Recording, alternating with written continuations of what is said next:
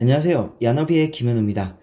2027 수능 반추동물의 탄수화물 분해 지문을 같이 보도록 하겠습니다. 이 지문은 많은 정보가 나열된 구조로서 정보 양이 많을 때 우리가 어떻게 지문을 장악해야 하는지 연습하기 정말 좋은 지문입니다.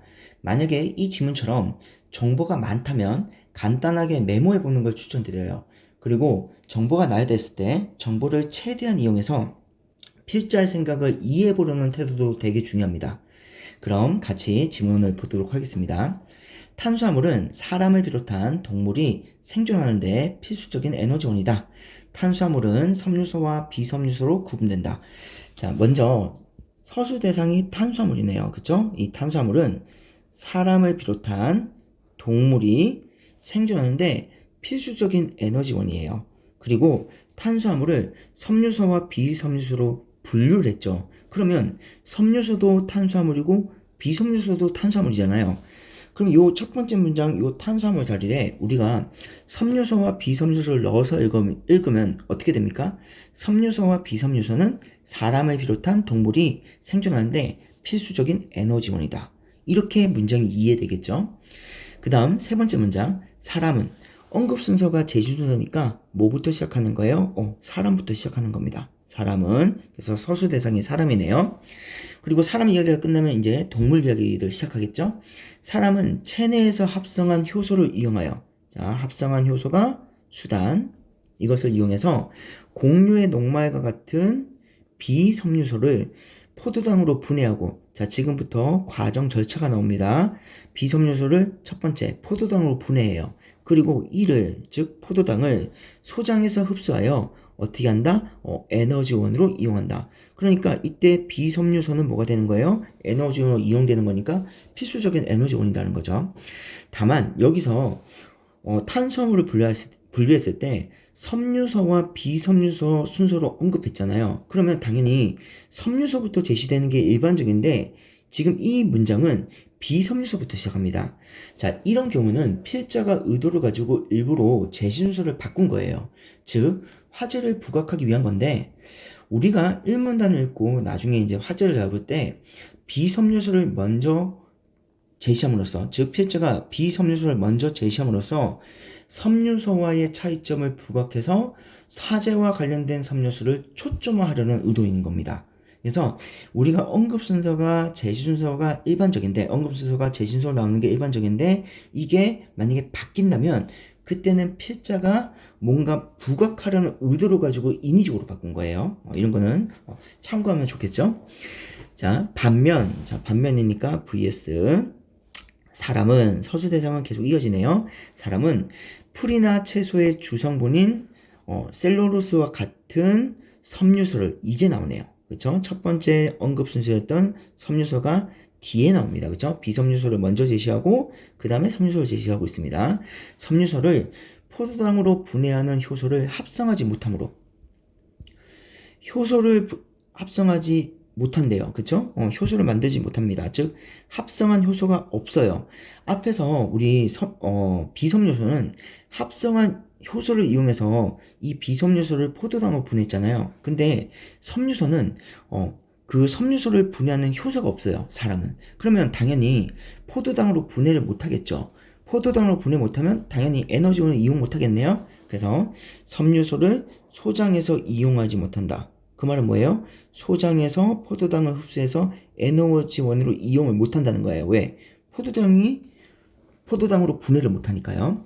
자, 정리해보면 이렇게 정리할 수 있겠네요. 사람은, 자, 비섬유소를 포도당으로 분해하는데 이때 합성 효소를 이용해서 포도당으로 분해합니다. 그리고 그것을 소장해서 포도당을 흡수해서 우리가 에너지원으로 쓰는 거죠.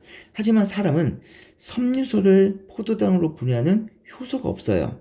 그러니까 당연히 포도당 분해가 안 되겠죠? 그리고 포도당 분해가 안 되면 당연히 그 포도당을 에너지원으로 쓸 수가 없을 겁니다. 자, 여기까지가 사람 부분입니다. 그 다음, 기억. 소, 양, 사슴과 같은 반추 동물도. 자, 이제 동물에 대한 이야기가 시작되는 거죠. 자, 반추동물도, 근데 반추동물의 종류가 나왔네요. 소, 양, 사슴이 반추동물. 자, 반추동물도 섬유소를 분해하는 효소를 합성하지 못하는 것은 마찬가지래요. 자, 그러면 요 부분이 뭐가 되는 거예요? 공통점이 되는 거죠. 공통점. 마찬가지지만 비섬유소와 섬유소를 모두 에너지원으로 이용할 수 있대요. 그러면 자, 비섬유소를 에너지원으로 이용하는 건 사람하고 공통점이네요. 우리 사람도 비섬유소는 에너지원을 이용할 수 있으니까요. 그런데 여기 섬유소. 지금 반추동물은 사람처럼 섬유소를 분해하는 효소가 없어요. 그런데도 섬유소를 에너지원으로 이용할 수 있다는 겁니다. 자, 여기서 이제 뭐가 나온다? 화재가 나오는 거죠. 즉, 반추동물은 섬유소를 포도당으로 분해하는 효소를 가지고 있지 않습니다. 그러면 당연히 섬유소를 포도당으로 분해할 수 없을 거예요. 그런데도 반추동물은 그 섬유소를 에너지원으로 이용할 수 있어요. 포도당을 분해해서 에너지원을 이용한다는 거죠. 그러면 효소가 아닌 다른 무언가를 이용해서, 그죠? 효소가 아닌 다른 무언가를 이용해서 섬유소를 포도당으로 분해해서 에너지원으로 쓰겠네요. 이 무엇이 무엇일까? 즉 어떻게 어떻게 효소가 없는데 반추동물은 섬유소를 포도당으로 분해할 수 있을까? 자, 요게 뭐가 된다? 이 글의 화제가 될 겁니다. 그래서 이 화제를 부각하기 위해서 일부러 비섬유소를 먼저 제시하고 그리고 섬유소를 뒤에서 제시한 거예요. 섬유소와 비섬유소의 차이점. 사람은 비섬유소를 분해할 수 있지만 섬유소는 분해하지 못하니까. 그런데 동물도 마찬가지로 섬유소를 분해하는 효소가 없어. 하지만 에너지원을 이용할 수 있어. 어떻게? 이게 화제가 되는 거죠. 그래서 이 화제를 좀 더 부각하기 위해서 일부러 언급 순서를 바꾼 겁니다. 그러면 여기 요 문장 비섬유소도 에너지원으로 이용해서 살아갈 수 있는 거잖아요. 그러면 요 정보도 우리가 하나 추론할 수 있겠죠. 반추동물은 비섬유소를 포도당으로 분해해서 에너지원으로 쓸 수 있어. 누구처럼? 사람처럼. 그쵸? 사람과 마찬가지로 반추동물은 섬유소를 포도당으로 분해해서 에너지원으로 쓸 겁니다. 다만 그게 효소인지 아닌지는 몰라요. 효소인지 다른 건지는 모릅니다. 하지만 이 정보까지도 우리가 나중에 지문 읽으면서 찾으려고 노력하셔야 돼요. 숨겨진 정보. 왜냐하면 사람과 반추동물을 지금 대칭적으로 제시했기 때문에 그래요. 사람, 비섬유소, 섬유소. 반추동물, 섬유소. 그럼 반추동물도 당연히 비섬유소와 관련된 이야기를 우리가 추론할 수 있어야겠죠. 자, 두 번째 문단 가볼게요. 위가 넷으로 나눠진 반추동물의 첫 번째 위인 반추위는, 자, 여기서 반추동물의 정의가 나왔죠? 자, 반추동물은 뭐예요? 위가 넷으로 나눠진 것. 그게 반추동물입니다. 그리고 그 반추동물의 종류에는 뭐가 있었어요? 소, 양, 사슴이 있었죠? 그리고 반추위는 그 반추동물의 첫 번째 위예요. 첫 번째 위를 뭐란다? 반추위란다. 그리고 이 반추위에는 여러 종류의 미생물이 살고 있어요. 그냥 미생물이 아니라 여러 종류, 그러니까 하나 이상이겠죠. 그렇죠? 여러 종류의 미생물이 서식하고 있다. 반추동물의 반추위에는, 즉 요 첫 번째 위에는 산소가 없는데 이 환경에서 왕성하게 생장하는 반추위 미생물들은 다양한 생리적 특성을 가지고 있다. 자, 지금 우리가 궁금한 거는 이 반추동물이 어떻게 섬유소를 에너지원으로 이용할까? 이게 궁금한데 두 번째 문단에서는 지금 서술 대상이 뭐예요? 미생물이죠. 그쵸? 미생물이 서술 대상입니다. 그러니까 요 구간이 정보를 먼저 제시해 주는 거예요. 요 화제를 얘기하기 전에 정보를 먼저 깔아주는 거죠. 그쵸? 자, 그 중에서, 자, 요때 그 중이라는 건 여러 종류의 미생물이겠네요. 즉, 반추위 미생물, 그리고 반추위에는 여러 종류의 미생물이 있다고 했어요. 자, 그런 여러 종류의 미생물 중에, 자, F라는 미생물, F는 섬유소를 분해하는 대표적인 미생물입니다. 섬유소를 분해한대요. 지금 무엇을 끌고 오는지를 보셔야 돼요. 비섬유소가 아니라 지금 섬유소를 끌고 들어오는 거죠. 자, F라는 미생물은 섬유소를 분해하는 대표적인 미생물이다. 자, 식물체에서 셀룰로스는, 자, 셀룰로스가 뭐였어요? 셀룰로스는 섬유소였죠. 그래서 셀룰로스를 읽으면 안 되고 섬유소를 읽으셔야 돼요. 받아서 식물체에서 섬유소는 그것을 둘러싼 다른 물질과 복잡하게 얽혀 있는데 F가 가진 효소 복합체는 효소 복합체는 그 구조, 이때 그 구조는 다른 물질과 복잡하게 얽혀 있는 구조겠죠. 그 구조를 끊어서 셀룰로스 아니에요. 섬유소를 그렇게 읽어야죠. 섬유소를 노출시킨 후에 이를 포도당으로 분해한다. 섬유소를 어떻게 한다고요? 포도당으로 분해한대요. 그러면 지금 요 구간이잖아요. 그죠? 섬유소를 포도당으로 분해한다. 지금 요 구간을 얘기하고 있네요. 이때 무엇이요? 미생물이 섬유소를 포도당으로 분해하는 거죠. 지금 요 구간입니다. 자, F는, 즉, 미생물은 이 포도당을, 포도당으로 분해된 이 분해된 포도당을 자신의 세포 내에서 대사 과정을 거쳐 에너지원으로 이용하여 생존을 유지하고 개체수를 늘리면서 생존한다. 지금 요 문장을 되게 잘 읽어야 돼요. 자, 이 문장에서 헷갈리면 안 돼요. 자, 미생물은 이 분해된 포도당을 자신의 세포 내에서 대사 과정을 거쳐 에너지원으로 이용하여. 그럼 누가 에너지원으로 이용하는 거예요? 미생물이 이용하는 거죠. 지금 이 포도당을, 분해된 포도당을 이 미생물 F의 에너지원으로 이용하는 겁니다. 반추동물의 에너지원으로 이용하는 게 아니에요, 지금. 그래서 여기서 우리가 글을 읽을 때 민감하게 읽어야 돼요. 자, 여기를 잘못 읽으면 큰일 납니다. 자, 민감하게 읽어주셔야 돼요. 에너지원을 이용하여 생존을 유지하고 개체수를 늘리면서 어떻게 한다? 생장한다. 수단과 결과죠. 생장이라는 건 뭐냐면 요거예요. 생장이라는 건 생존을 유지하고 개체수를 늘리는 것. 이게 생장의 정의입니다. 보통 수단과 결과 구조일 때 우리가 수단으로 그 결과의 의미를 잡아도 상관없어요. 자, 이런 대사 과정에서 아세트산, 숙식산 등이 대사산물로 발생하고, 자, 아세트산, 숙식산이라는 대사산물이 발생하고, 이를 자신의, 이때 이라는 건 대사산물이죠. 즉 아세트산, 숙식산, 이 대사산물을 자신의 세포 외부로 배출합니다. 세포 외부로 배출한다.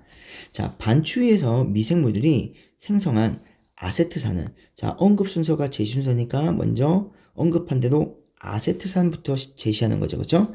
아세트산은 반추동물의 세포로 직접 흡수되어 생존에 필요한 에너지를 생산하는 데 주로 이용되고, 자, 지금 요 문장이 뭐예요? 화재와 직결되는 구간이죠.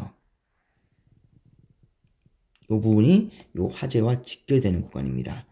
이용되고, 그 다음 체지방을 합성하는 데도 쓰인다. 자, 정리를 해보면, 자, 미생물 F는 포도당을, 섬유소를 포도당으로 분해를 해요. 그리고 그 포도당을 반추동물의 에너지원을 쓰는 게 아니라 자신의, 즉 F라는 미생물의 에너지원으로 이용하는 거죠. 이 포도당을. 그리고 이 에너지원을 이용할 때 이 미생물 F는 어떻게 한다? 대사산물을 세포 외부로 배출합니다. 그렇죠? 세포 외부로 배출해요. 그때 대사산물이 두 개가 있는데 이때 요 아세트산이 뭐가 된다? 반추동물의 에너지원이 되는 겁니다.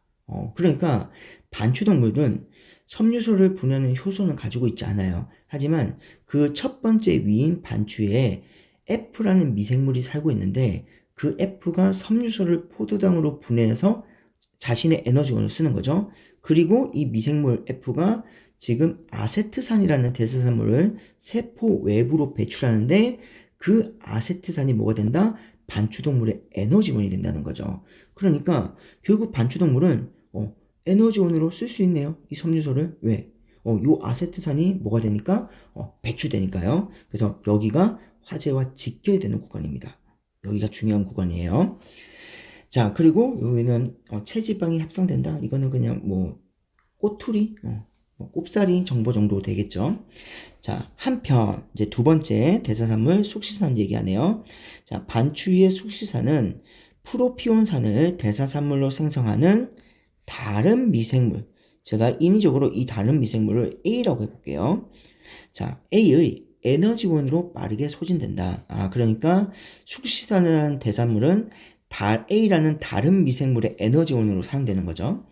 이 과정에서 생성된 프로피온산은 지금 요 A라는 미생물이 프로피온산의 대사산물을 생성하니까 요 프로피온산이 세포 외부로 배출되겠죠. A의 미생물 세포 외부로 배출될 겁니다. 그 프로피온산은 반추동물이 간에서 포도당을 어떻게 해요? 합성하는 대사 과정에서 주요 재료로 이용된다. 자, 우리가 글을 읽을 때 이런 정보도 되게 민감하게 반응하면서 읽어야 돼요. 왜냐면 지금 앞에서 계속 분해라고 했거든요. 그쵸? 지금 보면 비섬유소를 포도당으로 분해, 그쵸? 하고 여기서도 섬유소를 분해하는, 그 다음에 뒤에서도 어디 있나요? 포도당을 분해. 계속 분해 이렇게 하다가 분해와 대칭적인 개념어인 뭐가 나왔어요? 합성이라는 게 나왔습니다. 그러면 요거 가지고 선지 만들기가 좋아요. 이렇게 좀 글을 민감하게 읽는 친구냐 아니냐를 구별할 때 요런 거 가지고 선지화 시키는 거죠. 다만 요런 선지들은 답은 되진 않을 거예요. 그렇게 중요한 선지는 아닐 거니까 답은 안 되지만 그래도 대부분 선지화 시키는 경우가 많습니다. 그래서 요런 것도 민감하게 좀 반응해 주셔야 돼요. 자, 반추동물이 간에서 포도당을 합성하는 대사 과정에서 주요 재료로 이용된다. 자, 여기까지가 이문단 내용입니다. 자, 그러면 어떤가요? 이문단까지 읽었을 때 화재와 관련된 이야기 끝났죠. 그쵸? 화재와 관련된 이야기가 끝나버렸어요. 화재가 앞에서 뭐였냐면, 요 부분 좀 지울게요, 제가. 이렇게 지우고. 화재가, 지금 요 구간이 화재였잖아요. 반추동물은 섬유소를 분해하는 효소가 없는데도 사람과 달리 어떻게 한다? 포도당을 분해해서 에너지원으로 쓴다. 자, 요게 화재죠. 그쵸? 어떻게, how. 그래서 어떻게 에너지원을 쓰는 거예요? 요 미생물 F가 아세트산이라는 대사산물을 배출함으로써 그리고 그 아세트산이 결국 뭐가 된다? 반추동물의 에너지원이 된다. 요게 하우잖아요. 그러면 이제 화재와 관련된 이야기가 끝났으니까 이 지문도 끝나야 돼요. 뭔가 3문단, 4문단은 없어야 됩니다. 왜? 화재와 관련된 이야기가 끝났으니까요.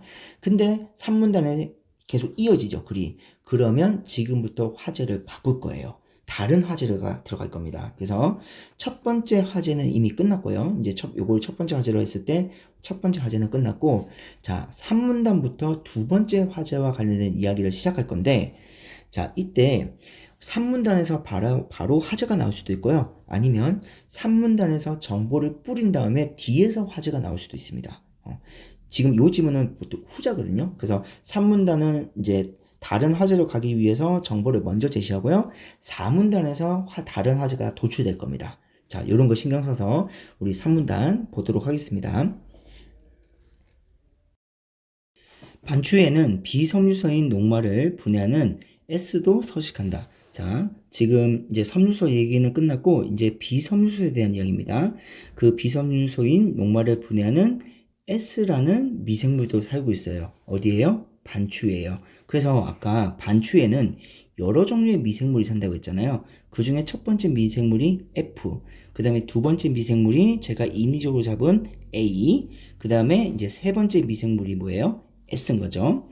자, S도 서식한다. 이 생물은 반추동물이 섭취한 녹말을, 자, 녹말로 읽으면 안 되죠? 비섬유소를, 그렇게 읽어야겠네요. 비섬유소를 포도당으로 분해하고 이 포도당을 자신의 세포 내에서 대사 과정을 통해 자신에게 필요한 에너지원으로 이용한다.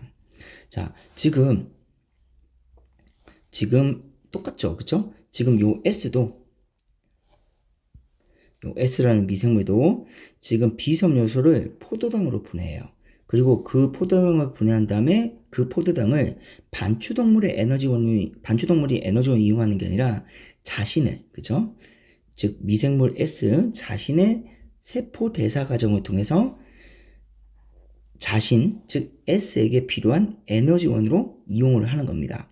지금 요 부분은 요 구간인 거죠. 결국 비섬유소를 포도당으로 분해서 에너지원으로 이용하는데 이때 누가? S가 포도당을 분해하고 그리고 그 포도당을 반추동물이 에너지원으로 쓰는 게 아니라 F처럼 그죠? F처럼 자신의 에너지원으로 쓰는 겁니다. 그러면 여기는 S와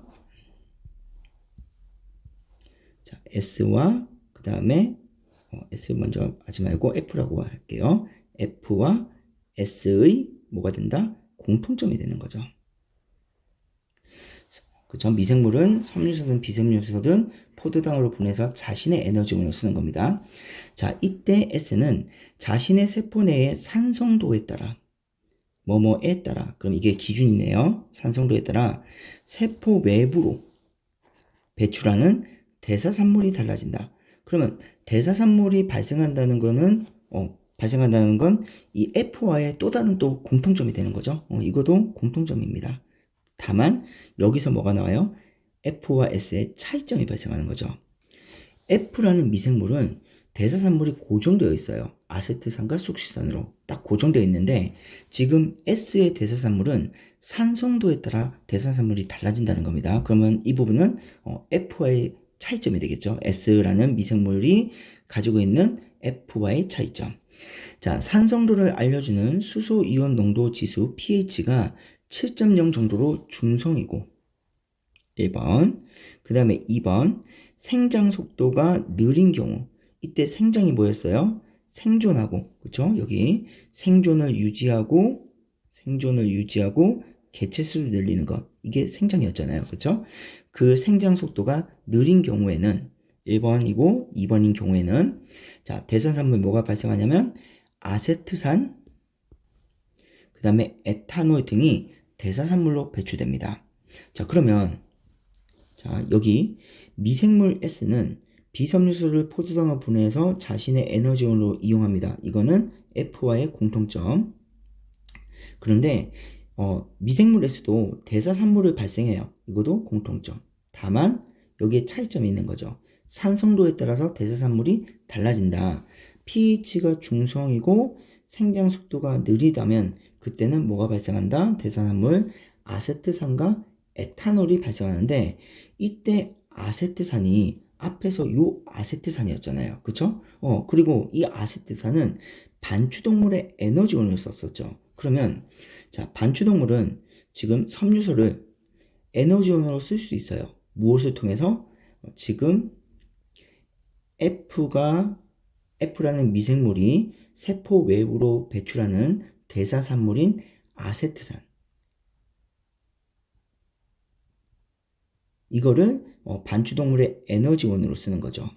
그 다음 두 번째 자 미생물 S는 섬유소가 아니죠. 비섬유소를 자신의 에너지를 이용하고 그때 대사산물이 pH가 중성이고 생장 속도가 느릴 때는 뭐 어떤 대사산물이 세포 외부로 배출된다? 아세트산과 에탄올이 배출되는데 이때 아세트산은 반추동물의 에너지원이 되는 거잖아요. 그러니까 지금 요 구간이 되는 거죠. 이제는 지금 요 비섬유소도 반추동물은 비섬유소를 자신의 에너지원으로 이용할 수 있는데 무엇을 가지고 에너지원을 이용하는 거예요? 지금 S라는 미생물이 세포 외부로 배출하는 대사산물 아세트산 이걸 가지고 반추동물은 자신의 에너지원을 쓰는 거죠. 그래서 지금 아세트산이 결국 섬유소든 비섬유소든 반추동물은 아세트산을 가지고 에너지원을 쓰는 겁니다. 다만 요 아세트산과 요 아세트산은 좀 다른 거죠. 그렇죠? 성격이. 왜냐면 섬유소에서 나오는 아세트산이냐 비섬유소에서 나오는 아세트산이냐 범주가 다르다는 것만 우리가 잡아주고 같은 아세트산이다. 이 정도만 우리가 정보를 잡아주면 정확하게 지문을 장악하게 되는 거죠. 자, 그 다음 반면 이제 반면 이제 산성도가 이제 높아져서 자 pH가 6.0 이하로 떨어지거나 그죠? 요게 1번. 자 그러면 여기서 뭐가 나왔어요? 증감 정보가 나왔죠?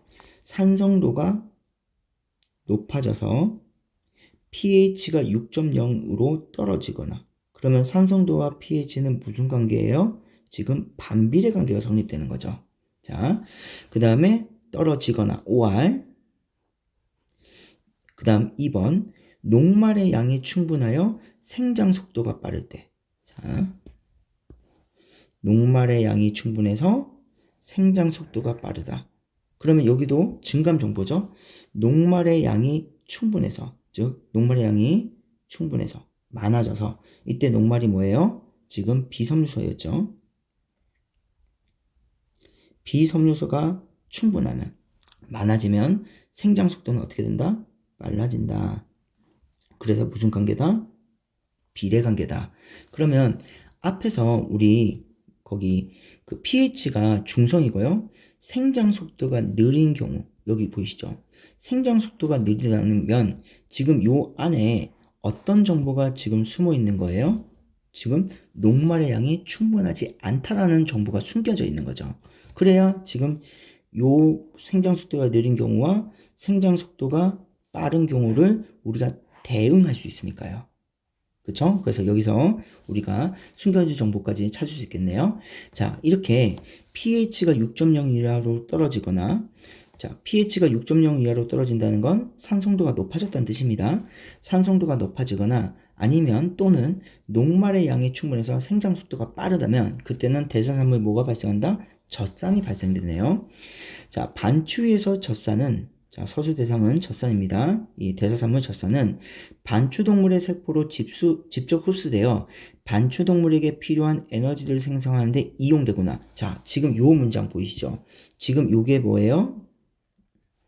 지금 요 부분이 반추동물이 지금 비섬유소를 에너지원으로 이용하는 거죠. 그래서 지금 요 구간입니다.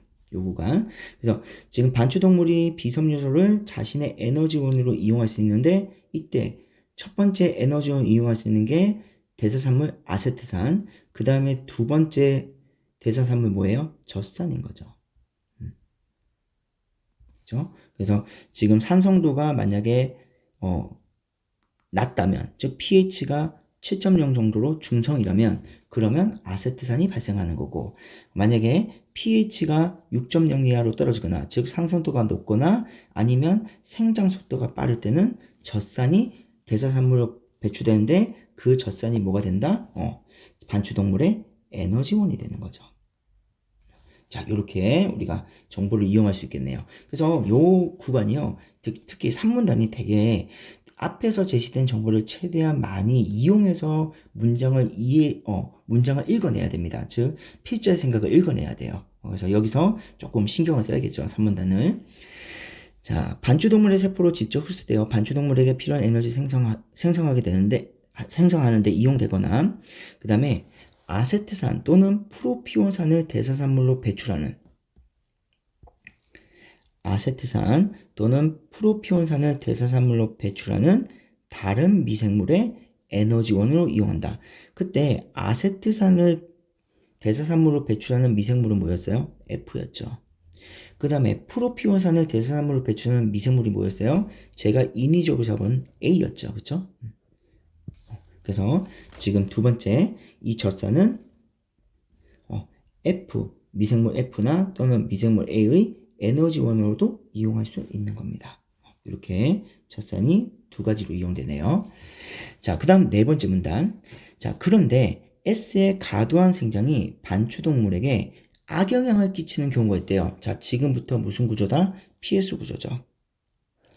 그런데 S의 과도한 생장이 반추동물에게 악영향을 미치는 경우가 있다. 끼치는 경우가 있다.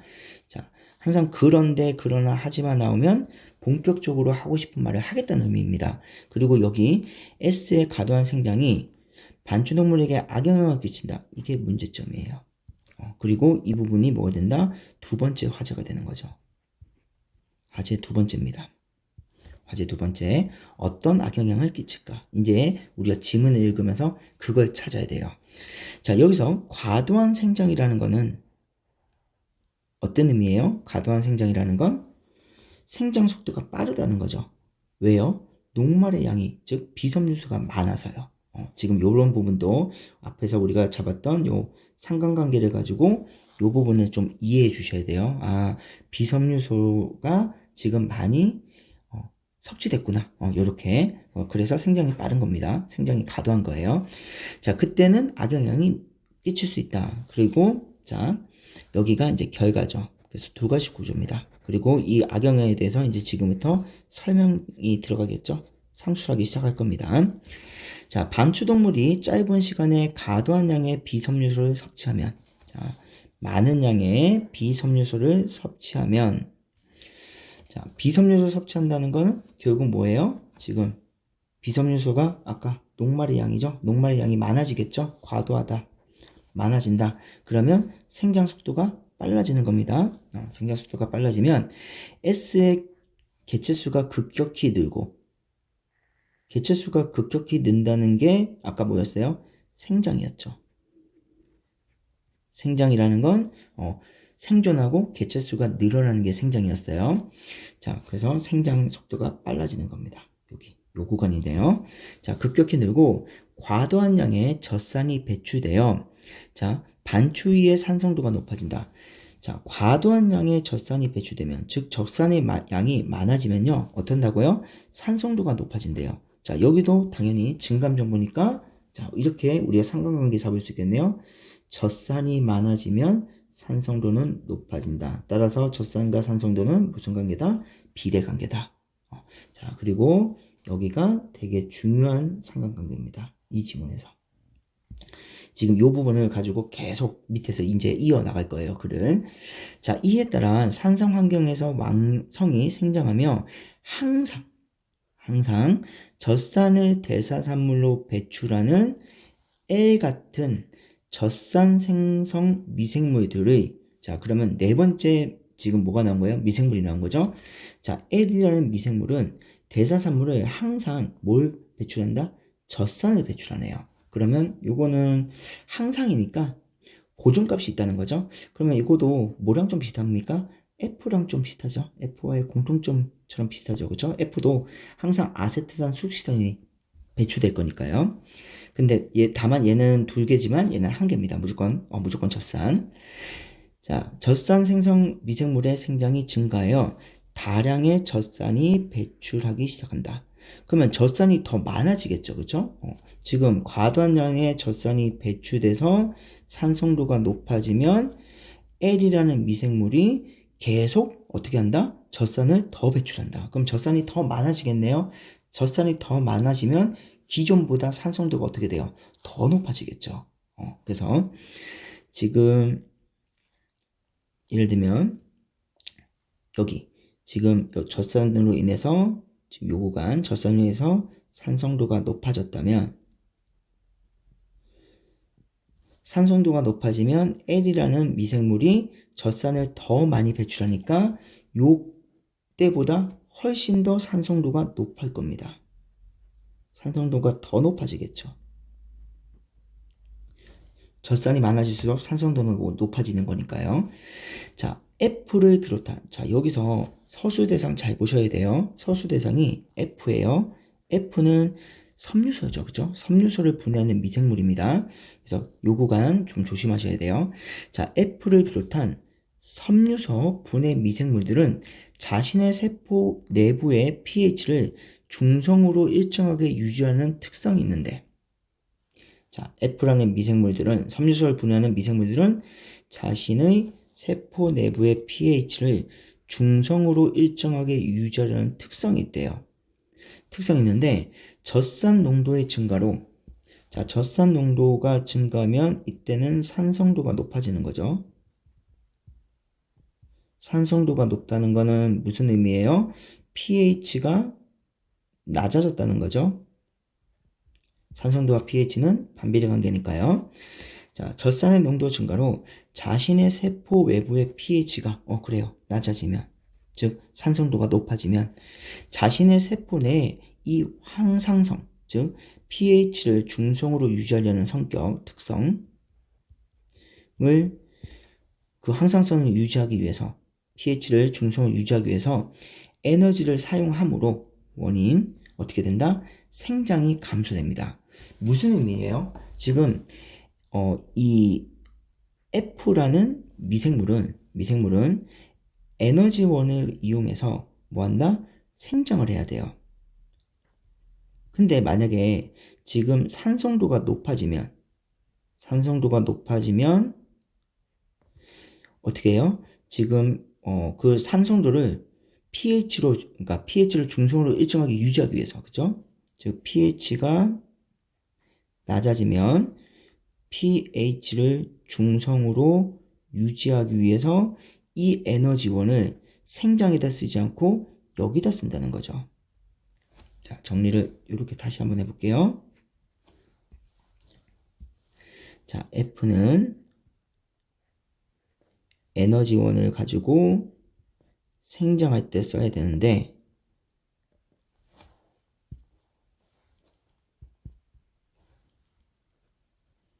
만약에 pH가 낮아지면,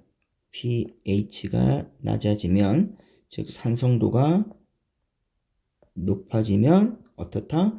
항상성을 유지하기 위해서, pH를 중성으로 유지하기 위해서 이 에너지원을 여기다 쓰는 겁니다. 그러면 이 에너지원을 가지고 생장을 해야 되는데 생장하지 못하고 여기에다 에너지를 다 쓰니까 결국 어떻게 된다? 생장이 감소하는 거죠.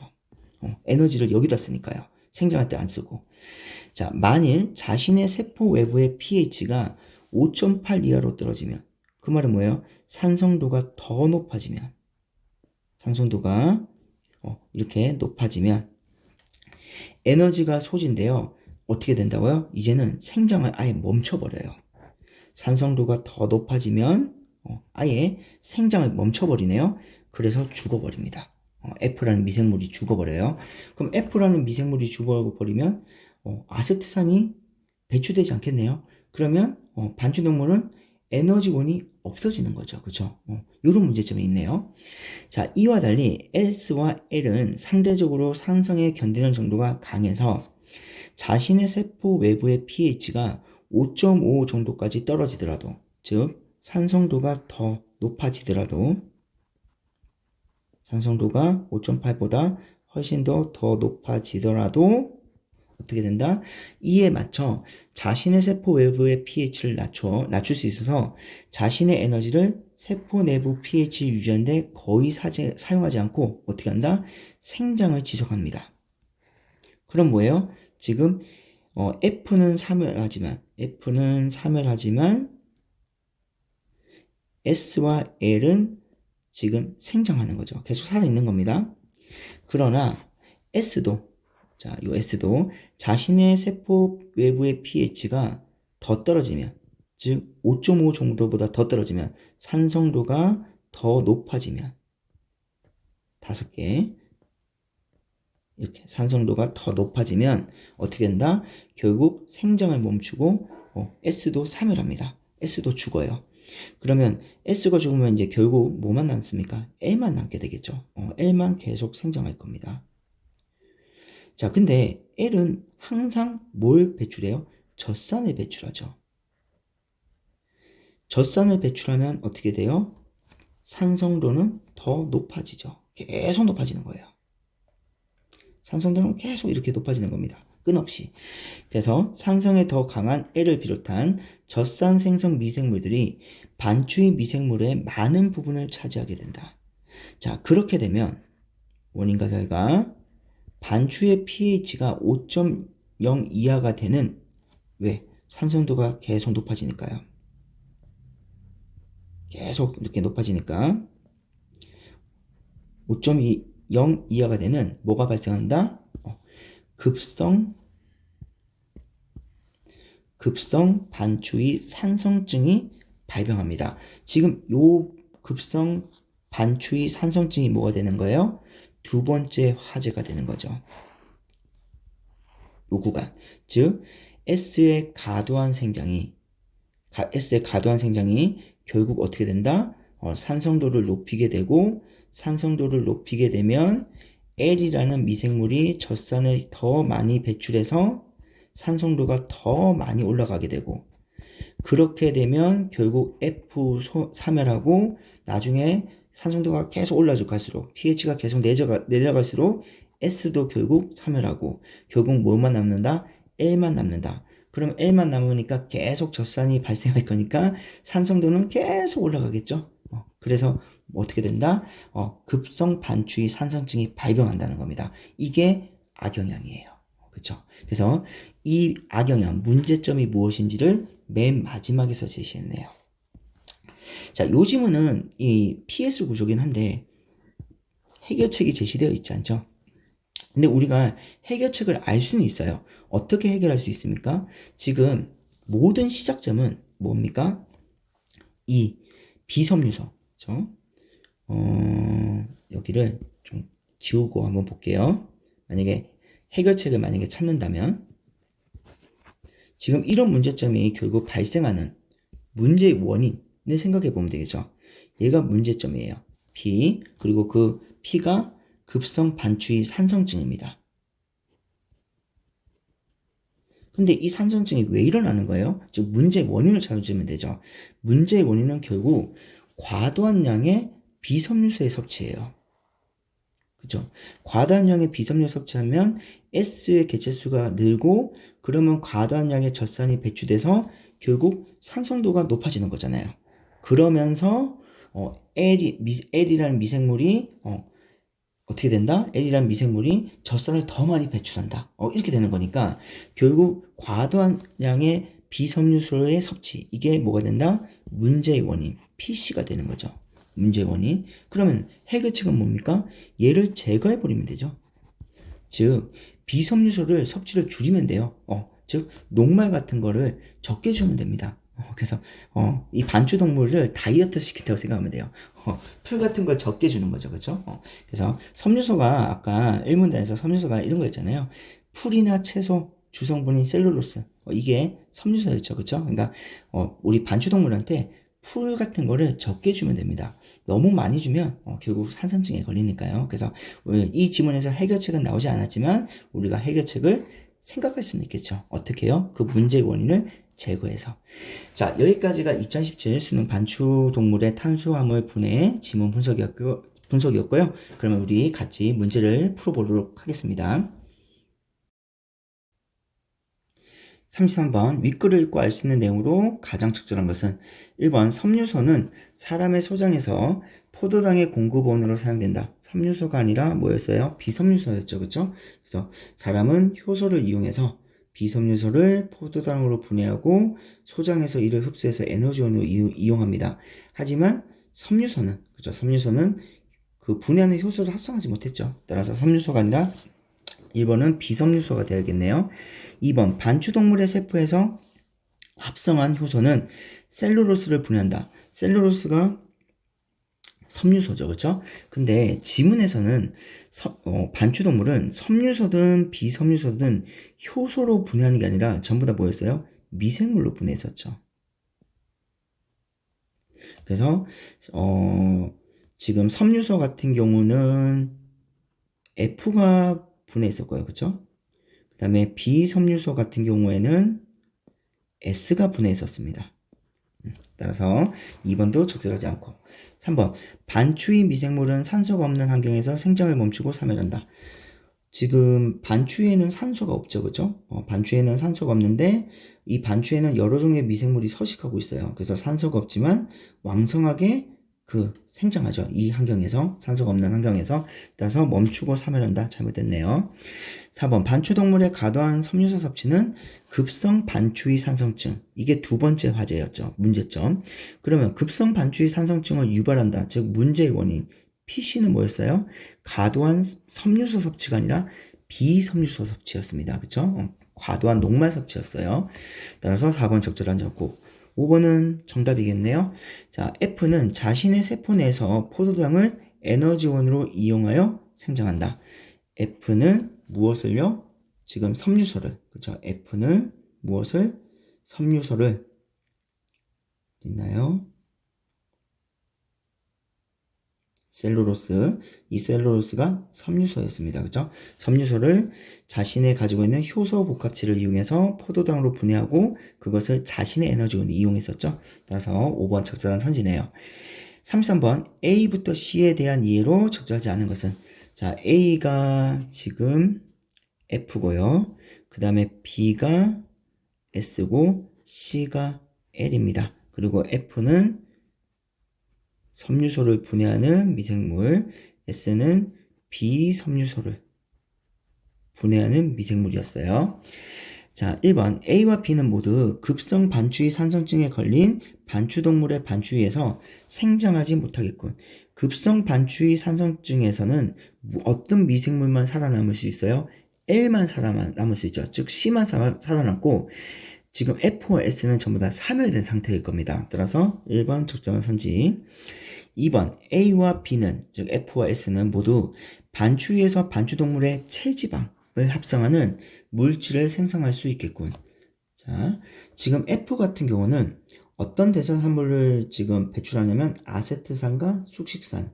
여기서 아세트산은 그 반추동물의 에너지원으로 이용되거나, 그쵸? 아니면 체지방을 합성하는 데도 쓰입니다. 무엇이요? 아세트산이. 자, 그리고 지금 S는 산성도에 따라서 대사산물이 달라지는데, 만약에 중성이고 생장 속도가 느린 경우에는 아세트산이 대사산물로 배출되죠? 그러면 이 아세트산이 무엇으로? 지금 반추동물의 에너지원으로 쓸 수 있죠. 다만 여기서 아세트산은 비섬유소, 여기서 아세트산은 섬유소죠. 그쵸? 그 범주만 다를 뿐이지 역할은 똑같습니다. 그러니까 이 아세트산이 체지방을 합성하는 데 쓰인 데 있으니 당연히 이 아세트산도 체지방을 합성하는 데 쓸 수 있겠죠? 따라서 2번 적절한 선지네요. 3번 반추위 pH가 6.0일 때, 자, F는 L보다 자신의 세포 내의 상성도를 유지하는데 더 많은 에너지를 쓰겠군. 자, 자신의 세포 내의 산성도 유지, 이게 항상성이었죠.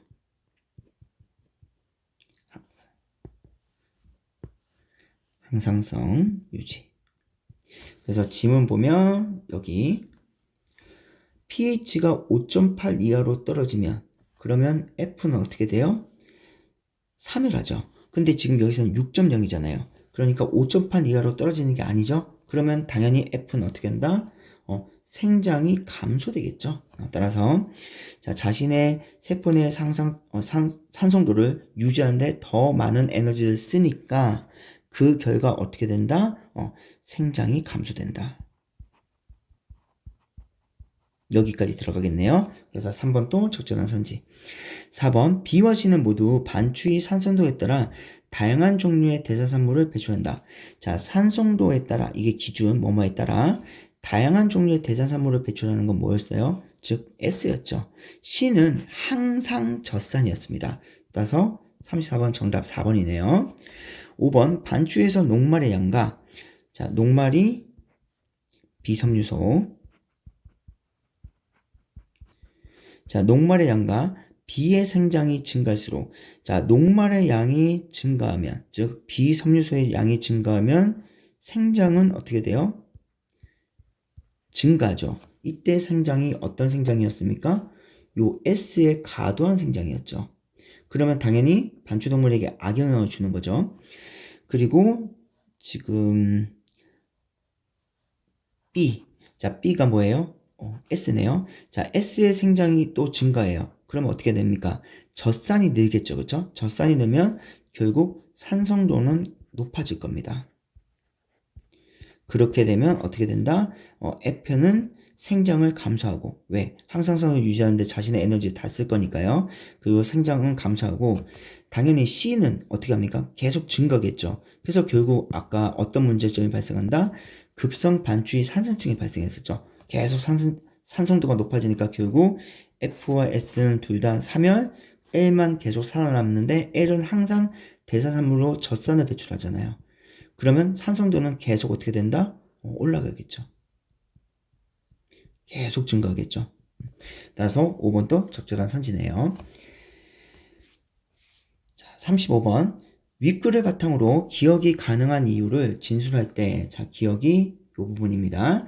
자, 기억이 가능한 이유를 진술할 때 보기에 가나에 들어갈 말로 가장 적절한 것은, 반추동물이 섭취한 섬유소와 비섬유소는, 자, 반추위에서 무엇으로 이용됩니까? 미생물의 에너지원이 되죠. 미생물의 에너지원이 됩니다. 그러니까 답은 1번, 2번 둘 중에 하나겠네요. 자, 그리고 이를 이용하여 생장하는 무엇은 반추동물의 에너지원이 되어 대사산물이죠. 그쵸? 그래서 나에는 대사산물이 들어가야 됩니다. 그러니까 포도당 들어가면 안 되고 대사산물 들어가야 되니까 정답 1번이네요. 36번 윗글을 볼 때 반추의 생물에서 배출되는 숙식산과 적산에 대한 설명으로 적절하지 않은 것은 자 1번 숙식산이 많이 배출될수록 반추동물의 간에서 합성되는 포도당의 양은 늘어난다. 적절한 선지죠. 지금 숙식산은 여기 프로피온산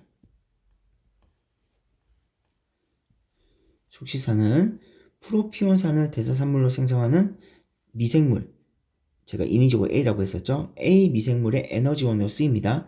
그 과정에서 프로피온산이 대사산물로 배출될 거고 이때 프로피온산은 포도당을 합성하는 재료로 쓰이죠. 그렇죠? 그러니까 당연히 합성되는 포도당 양이 늘어날 겁니다. 왜냐면 숙식산이 많이 배출되면 프로피온산이 많이 배출되니까요. 2번 젖산은 반추동물의 세포로 직접 흡수되어 반추동물의 에너지원으로 이용될 수 있다. 맞는 선지네요. 그쵸? 그래서 반추동물의 에너지원으로 이용되는 게 뭐였어요? 아세트산과 젖산이었죠. 특히 섬유소는 아세트산을 가지고 반추 동물이 에너지원을 썼고 비섬유소 같은 경우는 두 가지 아세트산과 젖산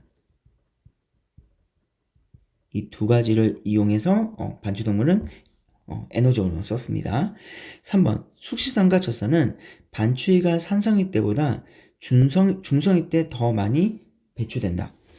자, 숙식산은 뭐였어요? 지금 섬유소를 분해하는 부분이었죠. 그쵸? 그래서 중성이 때 더 많이 배출될 겁니다. 하지만 젖산은 비섬유소예요. 그리고 비섬유소는 중성이 아니라 뭐였어요?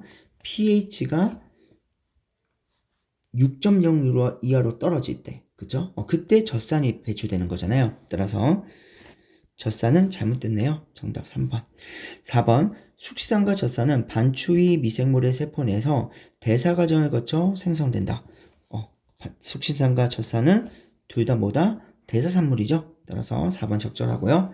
5번 숙식산과 젖산은 프로피온산을 대사산물로 배출하는 다른 미생물의 에너지원으로 이용되기도 한다. 자, 숙식산은 방금 아까 본 듯이 자, 숙식산은 프로피온산을 여기네요. 프로피온산을 대사산물로 생성하는 다른 미생물의 에너지원으로 쓰인다고 했었죠. 따라서 숙식산은 적절하고요. 젖산 같은 경우는 아까 뭐라고 했어요? 젖산은 여기 반추동물의 세포로 직접 흡수되어 반추동물에게 필요한 에너지 생산에 이용되거나 또는 아세트산을 대사산물로 배출하는 미생물 그게 F였죠. 그쵸? 그 다음에 프로피온산 자, 프로피온산을 대사산물로 배출하는 걸 제가 이제 아까 A라고 잡았습니다. 그쵸? 그러니까 젖산은 F와 A의 에너지원으로 이용되니까 이렇게 다른 미생물의 에너지원으로 이용된다. 적절하죠? 따라서 5번도 적절한 선지네요.